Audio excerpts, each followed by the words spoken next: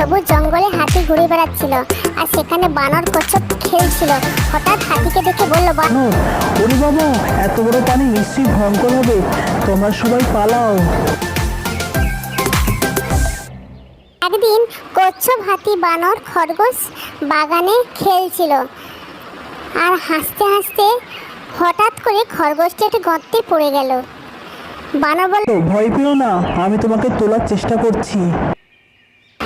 কিন্তু ব্যর্থ হলো, পারল না। হঠাৎ সেখান দিয়ে যাচ্ছিল এক হাতি।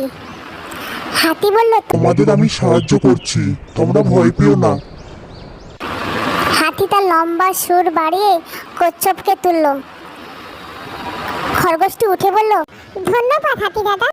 হাতি বলল, শরীর দেখে কাউকে বিচার করো না।